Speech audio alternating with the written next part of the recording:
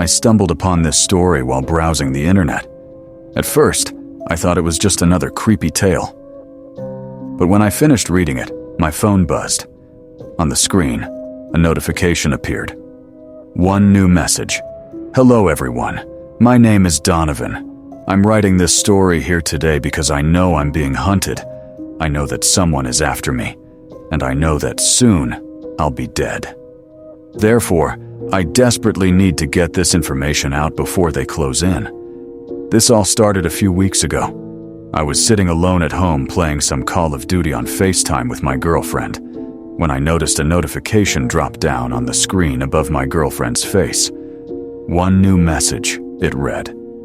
Pausing the FaceTime video and clicking on the notification, I was greeted with a single text message. Hello?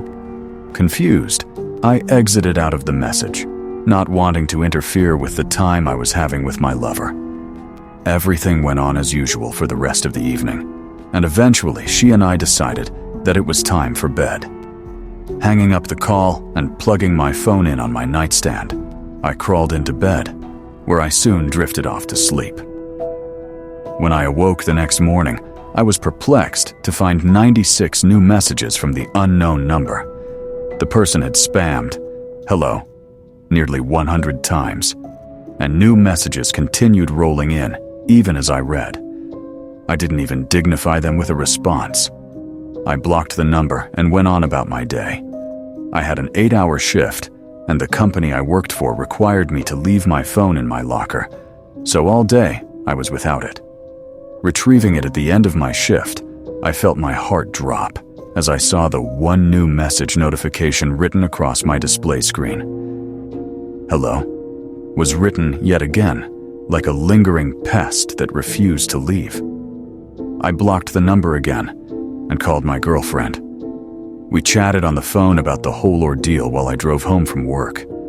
I explained to her how I'd already blocked the number twice, and that if it came up again, I didn't know what I'd do. She told me how it could be an old friend messing with me, just looking for a reaction. I agreed with her, and I was determined not to give them one. When I got home, I tossed my phone on the bed and hopped in the shower.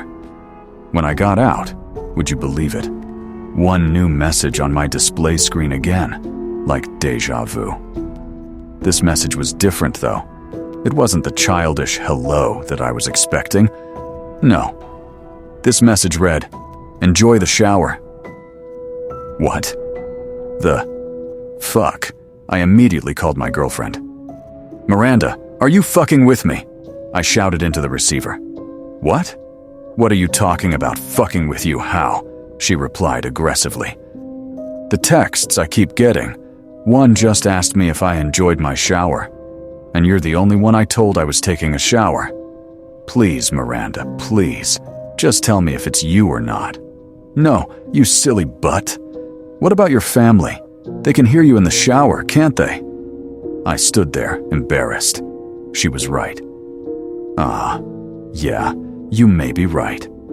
I know I am, she said playfully before ending our call. Walking around the house to look for my older brother, who I was sure was the culprit, I found the home empty. I called out for my brother, no response. Called out for my mom, no response. As I searched, my phone buzzed in my hand. One new message. Feeling fear creep up my spine, I opened the message to find an image of my brother tied to a chair and gagged, beaten bloody. Hello, read the message right below it. I was completely mortified. I tried calling the number, and the phone went straight to making dial tone noises. New images came flooding in, and in each one, a new limb was severed from his body. The life drained from his eyes, photo by photo, until he was no more than a torso, ropes wrapping around him, soaked in blood. Does this have your attention? A new message read. I was frozen. I didn't know what to do. I felt my stomach churn as I ran to the bathroom, bile rising into my throat. Once I finished losing my lunch, I looked at my phone again to find that the number had been completely removed from my messages. All the images, all the messages, completely gone. I called the police and explained to them what had happened, and they took the phone in for evidence. My mom was devastated, and her wails could be heard continuously from the very moment I told her the contents of the messages I received. 2 months passed, and without a body or any of the photographic evidence from the phone, my brother was legally declared missing. The fact that no evidence could be pulled from the phone baffled me. All the technology the police force has at their fingertips, and yet, nothing. I eventually mustered up the courage to buy a new phone, and everything went smoothly. That is, until 2 weeks ago. Bedridden and still utterly devastated over the loss of my brother, I lie there scrolling through Instagram Reels. I was just about to go to sleep for the 4th time that day, when my phone buzzed in my hand. One new message. My eyes welled up with tears, and my heart began to race as the memory of my brother's limbless torso came rushing back to my mind. Staring at the notification for what seemed like hours, I gathered my courage and opened it, ripping the Band-Aid off. What I saw was an obscure image of the sidewalk, illuminated by street lamps. More and more images came rolling in, leading up the steps of what I then realized was my girlfriend's apartment complex. I exited out of the messages immediately and called Miranda as fast as I could, feeling the phone buzz the entire time. My heart raced faster and faster as her phone went to voicemail each time. In my car, I sped furiously down the road, calling Miranda back to back and feeling my heart break more and more as more messages came in and her phone continued to go to voicemail. Instant relief washed over me when I saw her pretty face light up my display screen and my phone vibrated as her call came through. I answered immediately with an exasperated, "Miranda, are you okay? I've been getting messages that look like..." I was cut off with the sound of breathing. Long, laboring breaths that I could feel against my face through the phone before a voice came in. "Hello?" was all I heard from the other end, in a deep, psychotic-sounding voice. It was as though it were the voice of a man with the inflection of a child, and tears began to streak my face as the sound of snarking giggles was heard over my girlfriend's muffled cries. The line went dead, and I opened the messages. A complete slideshow of pictures showing the man's point of view walking to my girlfriend's front door. It then showed the door kicked open, revealing my horrified Miranda cowering on her couch. The images didn't stop there, though. I received a full collage revealing her being knocked unconscious and then dragged to the trunk of the stranger's car, where he placed her, curled into the fetal position, with her knees touching her eye sockets. That's the last message I received, before the contact was erased again. I was completely devastated. I knew the police wouldn't be able to find any proof of those messages, and I was convinced that this was just the beginning of it. Returning home to think on what to do, I found myself completely in a daze, lost in thought, completely ripped apart by the last few months' series of events. A few days went by, and I saw reports of my girlfriend's disappearance all over the news. Her mother's desperate pleas shot through my heart and ate me alive.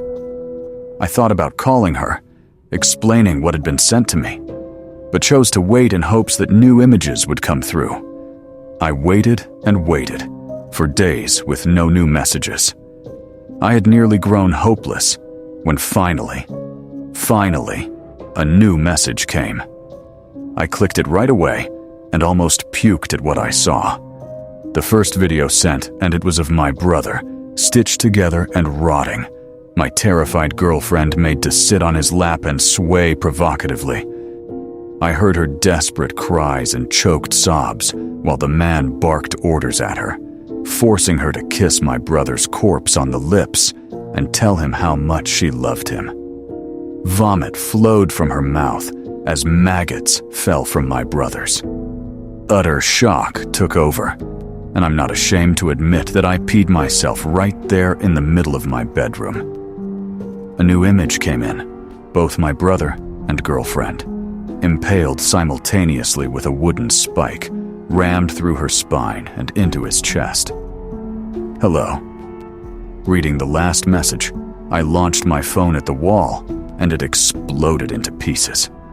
I just sat there, rocking, unsure of what to do. My mother found me, soiled, with my thumb in my mouth. I couldn't even get the words out of my mouth. I babbled to her about Miranda, about my brother's corpse, and she cried with me, rocked me to sleep in her arms as if I were a child once more. I awoke in my bed, the sun peering in through my windows. My mother was downstairs, talking to the police officers. She called me down, and the policemen began questioning me. They asked me about my girlfriend's disappearance and apparent murder, and I gave them the whole story about the images and how they disappeared every time. I told them about how the same thing had happened with my brother's disappearance, and that they could go check my phone and evidence right now. Of course, they asked to see the new phone, and they shot me a suspicious glance when I explained how I'd smashed it. Nevertheless, they bagged the phone up and left, with the promise of having it repaired and examined.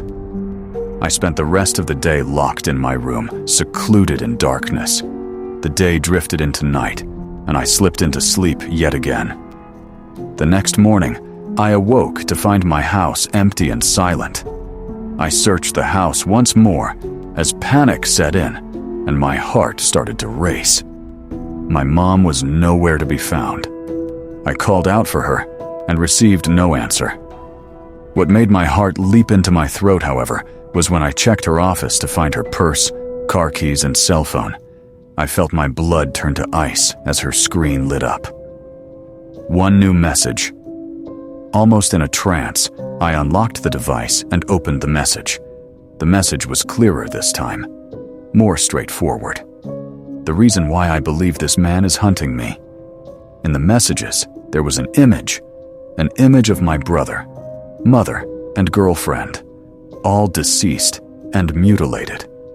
They sat there, arranged in a row with 4 seats. The last seat in the row had a card taped to it, like a director's chair. Last one, it read. Suddenly, a new message appeared. An image of my front door popped up on the screen as loud bangs rang out from downstairs. I ran and dove under my mother's bed, cell phone in hand. I listened as the door was kicked in and splintered wood hit the floorboard. Footsteps crept up the stairs and stopped at my mother's bedroom door. I heard the click of a camera before a notification appeared on the screen. One new message